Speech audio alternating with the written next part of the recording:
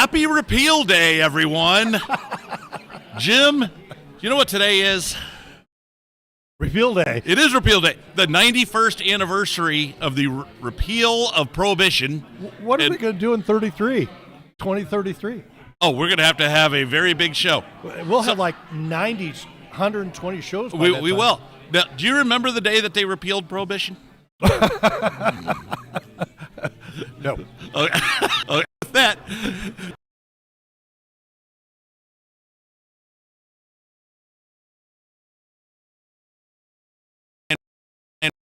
And Gillespie doing a great.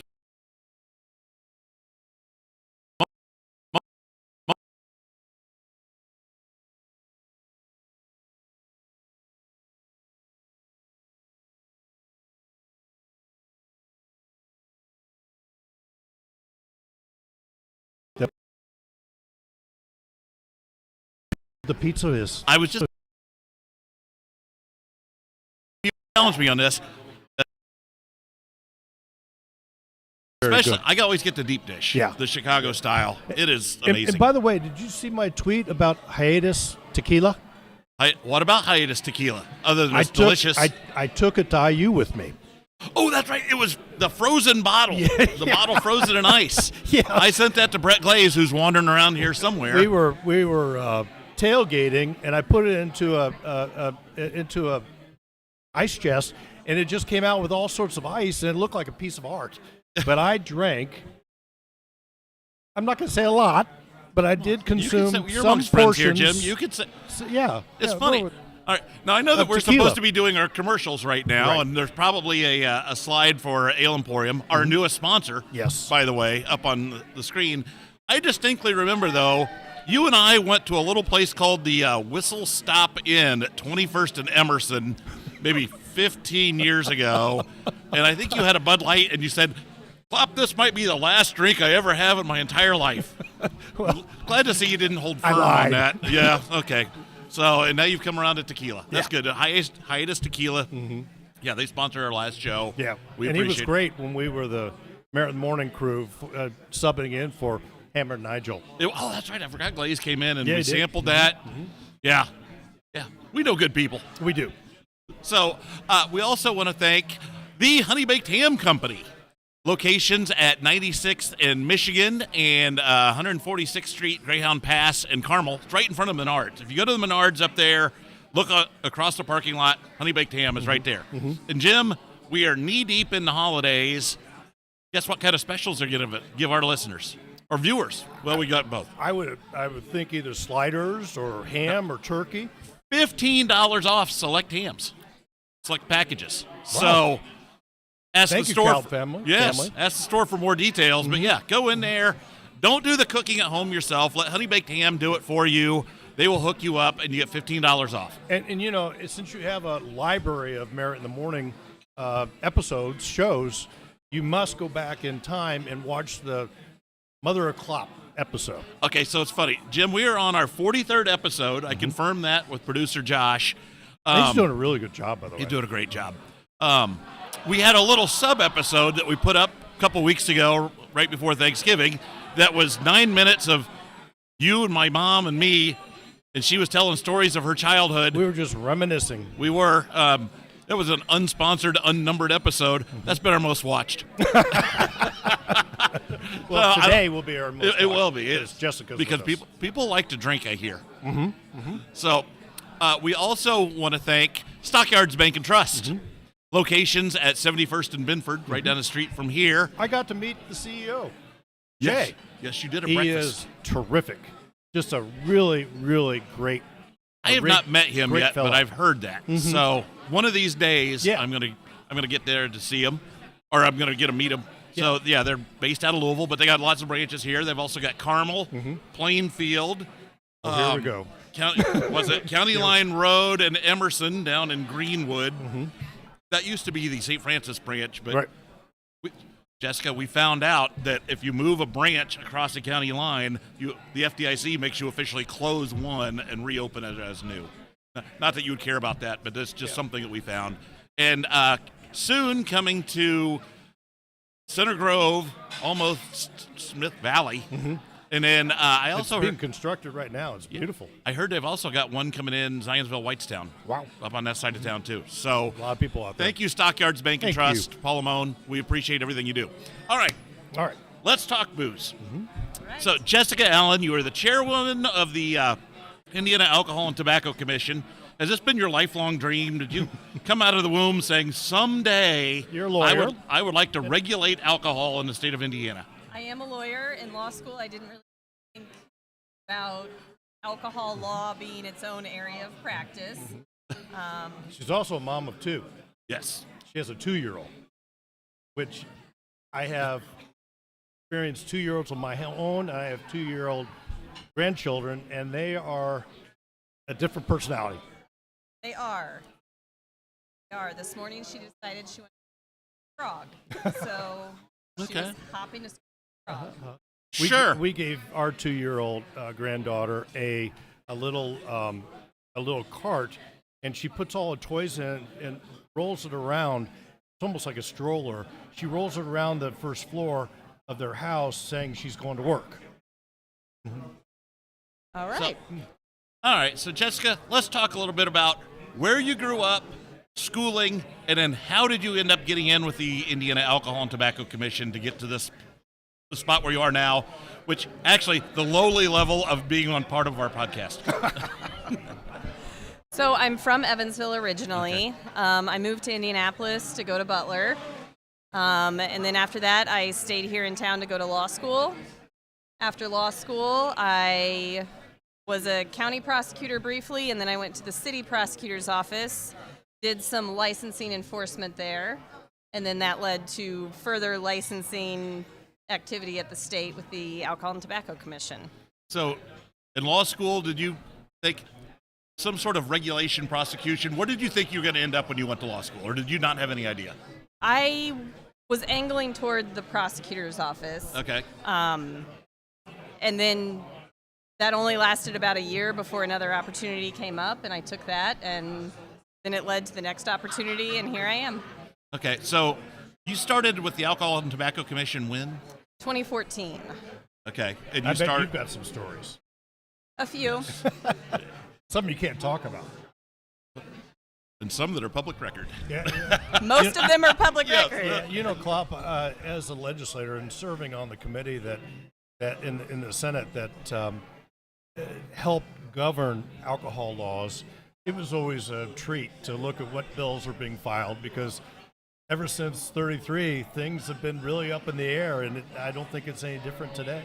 So I still think that now that we're 91 years post 1933, we probably have enough data to maybe more than tweak the alcohol code. That is, Jessica, don't listen to me saying this. That is not, we're not here to ask you about those sorts of things. No. But I do think that But do people actually want to tweak it or twack it? there are a lot of entrenched entities Yeah. that will spend a lot of money to fight that. A lot about money. Yes. All about money. So, all right. So anyhow, so you started as an attorney with the Indiana Alcohol and Tobacco Commission, and then you got appointed chairwoman in 2021. Yes, February 2021. Okay. Now that's somewhat unique because typically whoever the chair is usually a former judge or possibly a former state rep or a former sheriff or mayor. Rarely do they promote from within for that position. I think it's happened twice that I know of. Okay. So yeah, that is It rare. says a lot about you. I say I your just work. stayed long enough. They finally promoted me, but Well, that's great. I've known you for I've known you for the better part of 10 years, I would think. And yeah, that was, I always knew you were good at it. I'm glad somebody else recognized that you know your stuff when it comes to alcohol. So somebody was trying to call me, Jim. Don't they know we're broadcasting? No, they don't. No respect. So I wanted to, actually, we've had lots of fun things we want to ask you about alcohol. First, just tell our viewers a little bit about what you guys are tasked with and what your overall guidance and direction is to accomplishing your goal. so we are tasked with issuing and regulating all of the permits that sell, manufacture, and distribute alcohol in Indiana. So we issue the permits, and we have an enforcement wing that enforces all of the laws and makes sure that there's compliance. Our goals are usually focused on compliance, making sure businesses are complying and they know what the rules are and they know what's expected. Then obviously sometimes that can't happen and we have to take enforcement action, but that's how we focus our goals. You mentioned enforcement action. Your agency is unique in that you effectively have your own police force that falls underneath your purview that is separate from the state police or any local municipalities. Yes, so Indiana State Excise Police operates within our agency. Yeah. They do investigations at businesses, investigations of issues that come up, over service, sales to underage youth, and then they bring the violations and reports to our prosecutor. Okay. So that was probably new for you. It was that the agency regulating is also tied in with law enforcement. Yeah, that was new. So Is that really a management issue, really, for you? Of managing people and making sure that your workforce is educated and up to snuff on the laws, or? Yeah. So you have to make sure everybody is trained. Excise police go through the Indiana Law Enforcement Academy, but then they also have their own independent alcohol law education program that they go through. Well, we know Matt Strittmatter does a wonderful job at Excise, and longtime sheriff in Wayne County, and really good agency.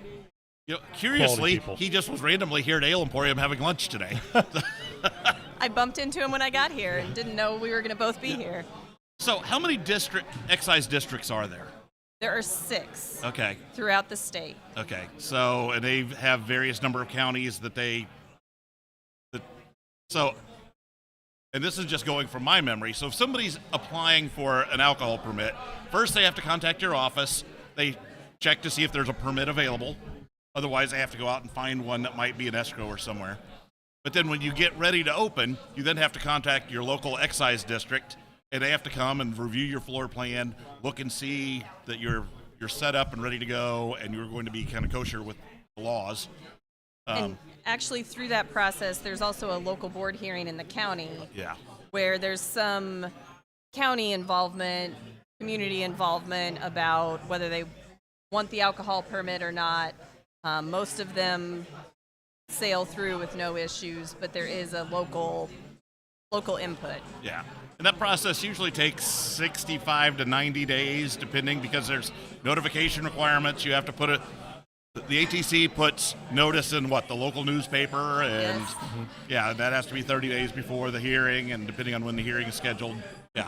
You know, Klopp, a lot of times, and when I was a state senator, I'd always think about child protective services and the idea of being pro-family and taking care of family. And they're really known as kind of the family police. Yeah. You know, they had the black eye of having to possibly tear somebody out of a household. I would imagine in your agency, a lot of it is working with companies and governing them and making sure they're doing the right thing, but working with them rather than working against them to make sure that they know the rules and the idea of the balancing the effect of enforcement and really helping companies grow. Yeah, I think our agency does a great job of trying to balance that and bring people into compliance when they need to be. And so our law enforcement has sort of a dual role of being educational in what they do and then using the law enforcement piece when they have to. Right. Yeah, obviously, alcohol is an adult product. It is a regulated adult product. And in a perfect world, everybody would be selling that adult product responsibly and following the letter of the law. That doesn't always happen. No. So, we are talking to Jessica Allen. She is chairwoman of the Indiana Alcohol and Tobacco Commission. We are celebrating Repeal Day, and as you can hear in the background, we're not the only ones. I was going to get a beer for this segment. if we see our waitress come by, I'd like a banquet. So, we'll grab her in a minute. So, we are coming to you live if you're watching on Facebook or YouTube, which, by the way, we are now on YouTube Live, which we've always had a YouTube channel. We've made that an official channel instead of a sub-channel of my channel. We are also now on all the podcasts, so Apple Podcasts, Spotify. Can I get a Coors Banquet? Oh, there we go. You guys want anything? Thank you. Okay. I'm the only one who seems to care. You're the one celebrating. I am. Well, that's true. Yeah, I know. You have to be somewhat responsible in your role. Not officially. somewhat. She has to be responsible. She has to be responsible. Exactly. Yeah, that's poor for one of your predecessors. I remember about 30 years ago was not responsible. Yeah. I wasn't there then. So. No, you weren't. You were still a wee tot down in Evansville. Yeah. So but I distinctly remember because I was, I think, in college at the time. So anyhow, thank you very much to Ale Emporium. They are, as we mentioned earlier, our newest sponsor. So hopefully this sponsorship will continue on. Mm-hmm. I recommend highly to all our viewers, come to the Ale Emporium in Castleton and say, I'm here because of Merritt in the Morning. That would be very helpful. Thank you very much. Because I would love it. And you'll enjoy it, too. Yes. Oh, yeah, yes. There's a reason this place seats 1,000 people and it's full all the time. It's because they do a good job. So let them know, because I would love to have this as our home base. I would, too. Where we're podcasting from is a new part of their restaurant, and it's just beautiful. Yeah, and they've expanded. They haven't missed a beat. This place is, well, we're came here Thursday for lunch right now when we're recording this, and yeah, this room's full, and it seats another 175, which is bigger than most average bars. Yeah. And this is just a little side I had to spot. park over at Kittle's. Yeah, and I think I parked in Nora. So we also want to thank the Honey Baked Ham Company, locations 96th in Michigan, Greyhound Pass in Carmel. Jim, they've got a deal, $15 off of select ham platters. Or platters. I don't even know it necessarily has to be ham. But check. You can save $15 on your meal. You don't have to do the cooking for the family. Mm-hmm. It's a heck of a deal. Oh, they have great sides, too. We've talked about the mustard. Yes. It's a really fine place you can stop in and have lunch. Yeah. And it's just a really fine family establishment. Right. It's great. Check them out if you haven't before. We also want to thank Stockyards Bank and Trust.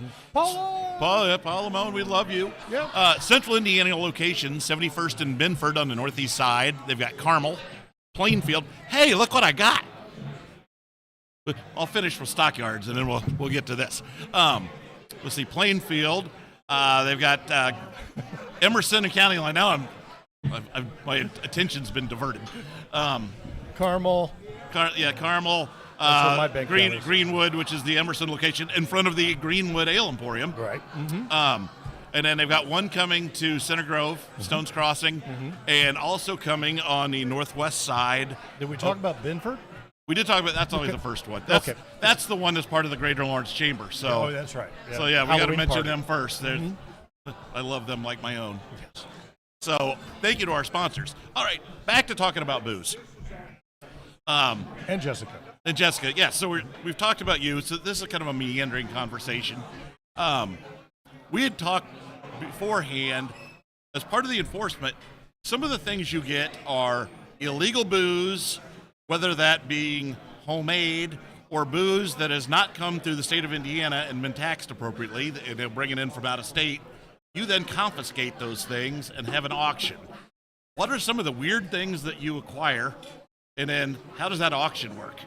So it is illegal in Indiana and actually federally illegal to possess a still for personal manufacturing. So it happens that we stumble into stills owned by private individuals. So I think we have a few stills in the storage rooms at our excise districts. And you can put one on display, right? Yeah. Oh, that's cool. So, and tell me if I'm wrong, you can home brew, but you cannot home distill. That's correct. You can make wine, you can make beer, you cannot home distill. Okay. And then, so I think once a year you have an auction of products that you've acquired that were brought into the state illegally, and then you'll auction those off to licensed retailers. And usually, Jim, it's a bunch of rock gut stuff that you never have any interest in. I think, like, black velvet might be the best thing that's normally in that auction. However, Jessica, you were telling us this year There might be more. That's all I'm going to say. Okay, so you're not ready to disclose. But No, so we still might have some enforcement actions going, but that's Jim. I'm excited now. There's more to come. So just know there's some cool stuff that's going to be in the auction. You, as a regular person without a license, you can't bid on it. But if you know somebody who owns a bar, you might want to say, "Hey, go down and bid on this What lot about for the me." speakeasy? I'm unlicensed. That's right. I'm unlicensed. I'm subject to excise police enforcement if they ever wanted to come and say, "What is going on up here?" Yeah. Fortunately, I don't charge, so I'm cool. You're in good shape. So, Jim, you got other questions, I know. So let me ask, how did you deal with their agency and vice versa? Because obviously I know you monitor legislation that's going through the State House, and while you can't officially have an opinion on it unless it's something that's going to be wildly contrary to federal law, I know that they ask opinions of you. Oh, yeah, I think it's an advisory. Yeah. From a legislator relationship, through the years, we've asked, not for opinions, but advice on legislation. And there's been a terrific amount of controversial legislation that's gone through that we all know about with the Sunday sales and whatnot. And the idea of how many permits we have out there, and the way I dealt with this really good agency, because it's been very well run throughout my career in the legislature, is really just advisory and what I don't think I ever asked for a position, but I asked for advice. There's a drastic difference in that. we approach it similarly on the other side. If something seems vague, unenforceable, contradicts another statute, we'll raise those concerns and try to get that ironed out before the end of session, so we know that it's something we can implement once it passes.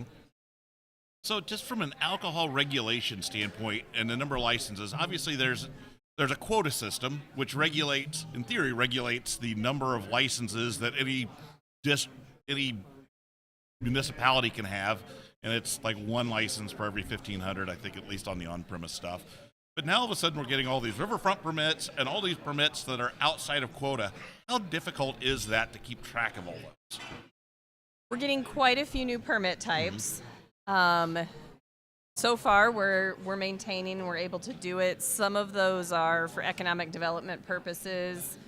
There is some local option in how they implement that. So right now we're maintaining, but we're certainly growing in the number of permits we have. Okay, because it used to be, I think those riverfront permits, originally a municipality would be granted a limited number. Now I think some of them are unlimited. It's based on the area of the riverfront. Okay. So I guess the commercial properties you have in that area would be your limitation. I remember Senator Alting, who had a stint in New Orleans in Louisiana, was one of the first to bring the legislature the riverfront permits. And so that's not that old. But they have been more and more treated in an economic development type of sense and category, if you will. And whoever thought that up was brilliant. Sorry, this is just more my personal opinion. It is somewhat of an editorial opinion. I find it fascinating that in one breath, people will point to the alcohol industry and say those are terrible, evil people, and then in another breath say, no, it's economic development. We need more. Yeah. And I mean, yeah, the eyes of the beholder, huh? Yeah, that is a policy position, but yeah, I don't know how you balance that. I mean, other things that. Sorry, Jessica, we're just going to shove you off to the side. We're going to have our own conversation now. It's all right. No, but I've found there's this dichotomy where, they've pretty much made it so you cannot have a neighborhood bar, just zoning issues. But then by definition, if you don't have a bar that's in a neighborhood, people have to drive there, which is kind of contrary to drinking and driving laws. Yeah, Senator Young one time had a bill that that a friend of his got stopped walking home from a bar, and it was public intox. Yeah. And he wanted to change the law somehow. I don't remember what the nature of the bill was, but there have been lots of different pieces of legislation through the years that have tried to deal with alcohol, overserved, and avoiding driving an automobile or a vehicle. So, yeah, they still haven't figured that out yet. But those are hard questions that might be harder than me and you can fix right now and right here. Yeah. So, and we're talking about the riverfront permits. I've been somewhat amused by some of these municipalities and what they consider a river.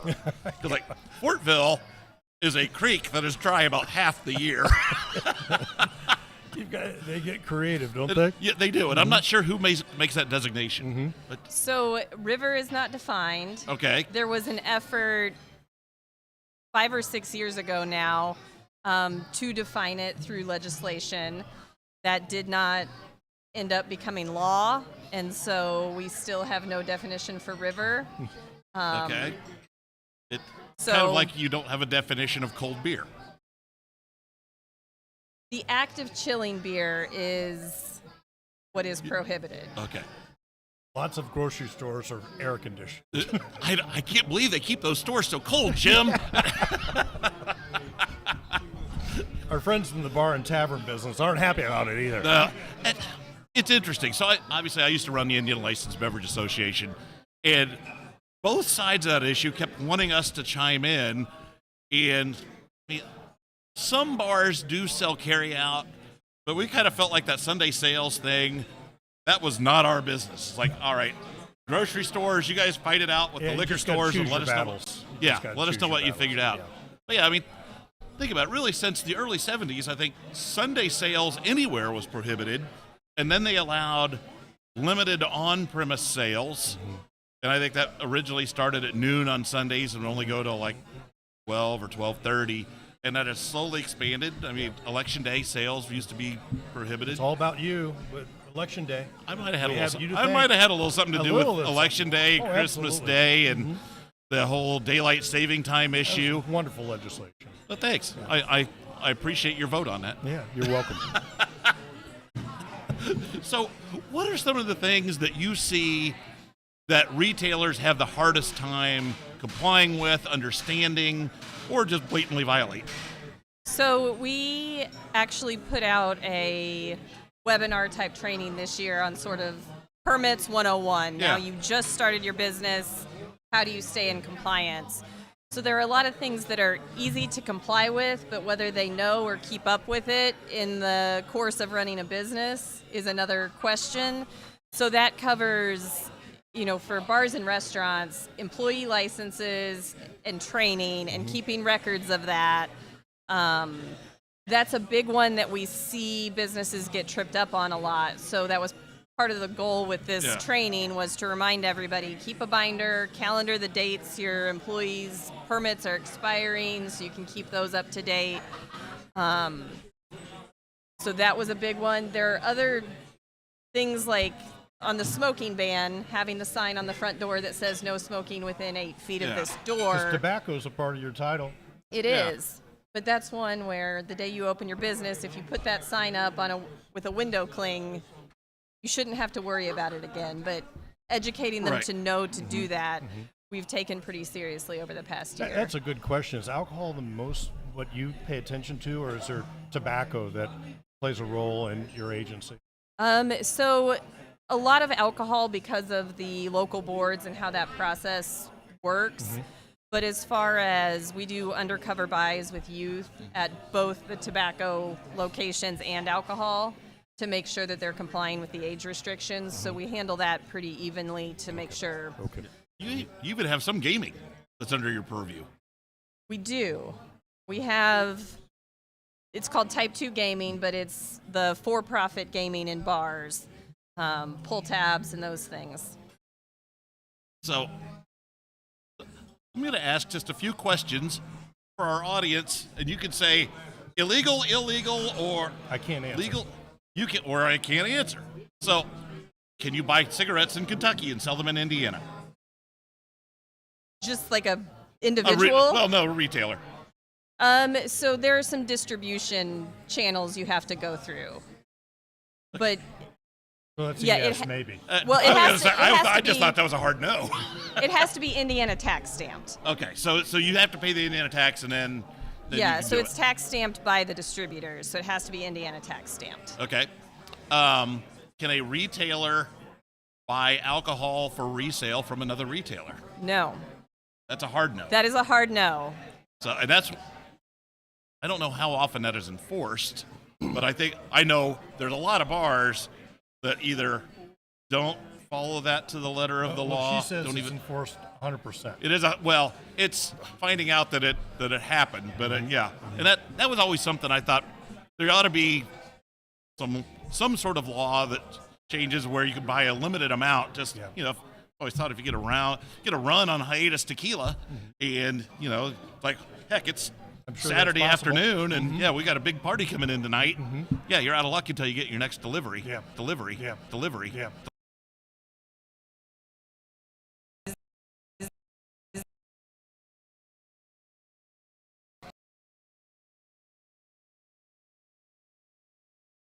From another state.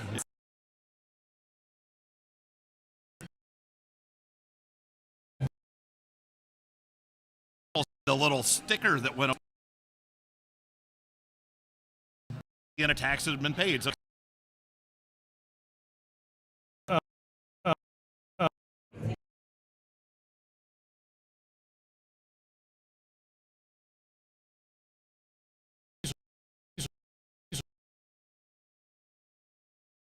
Want to be invisible, or to help a business do what they're supposed to do, and govern and be the governance of it as well. But and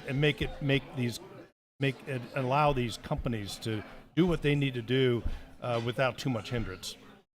I think that's exactly right. that's why Jessica does, in my opinion, she does a very good job because she views it as, yes, we're a regulatory agency. We're going to make sure that people are doing things the right way, but we're not going to stand in the way of business. Yeah. Because it's not illegal to sell alcohol. You just have to follow certain guidelines. Absolutely. It should be easy. So, Jessica Allen, thank you very much. We can talk about more of this stuff for hours, but I won't keep you here that long. I appreciate you making time. Thank you. Even though the show's I Merritt in the appreciate morning, being we're now doing it in the afternoon. So we'll see Goes if with that the show. continues. Yeah. Yes. So again, want to thank our sponsors. We're coming to you live at the Ale Emporium in Castleton today. Ale Emporium is a new sponsor of Merritt in the Morning. Come in, tell them you saw the Merritt in the Morning broadcast from there, and tell them that you want them to continue to sponsor Merritt in the Morning because we would love their participation. We would. And it's a great home Love base this to do place. this from. Also want to thank the Honey Baked Ham Company. Locations at 96 in Michigan, Greyhound Pass, and Carmel. Jim, you like to cook around the holidays. Are you a big cook? No, Susan does all the cooking. You are the target audience I for am Honey the Baked target Ham. audience, and you know how much I love honey baked ham. I know you do. You love the honey mustard more than anything. Oh yeah. So, yeah, I think You they've had make to it sound like I drink gallons of or something. I think they've had to implement limits on how much you could put on your sandwich gratis before you have to buy the whole bottle. Jessica, I do like it. He does. So, but anyhow, $15 off select ham purchases, ham and other things. I need to dive into that a little bit more. They'll tell you the details, but you get $15 off. It's a great deal. Tell them we sent you. Yeah, tell them Mayor in the Morning said to come in and get the store for free. No, not true. No. And I also want to thank Stockyards Bacon Trust. In fact, Stockyards Bacon Trust has been advertising a lot on WIBC. Oh, wonderful. I know. I've heard them too. I think that it's because you and I are on there every once in a while. That's a good it's connection. wonderful. It is. So they've got, in fact, just put all your money in there. They'll take good care of it. They will. Location 71st in Binford, Carmel, Plainfield, downtown Indianapolis. Yes. I have not mentioned them yet today. Yeah, 251. Yeah, Greenwood coming very soon. In fact, we'll be cutting the ribbon down at their Center Grove location, I think right after the first of the year. Wonderful. So I'm excited about that. And then, yes, they've secured property up in the Zionsville Whitestown area. So Yeah, they're growing, no question about it. they are. So yeah, they're great people. Obviously, they sponsor this show. They see the value in this. They do. I mean, clearly they're good with their finances. Absolutely. So- And we love their sponsorship. Yes. So thank you very much for watching. Tell all your friends to tune in. Again, this will be up on our Facebook page, our YouTube page, now on Apple Podcasts and Spotify. So share it with your friends. We appreciate you watching. We'll be back in 2 weeks, maybe here, maybe elsewhere. Yeah. It might be in the morning, it might be in the afternoon. We'll have to. We're playing with that. Stay tuned. Yes. So thank you all for watching. Have a great week.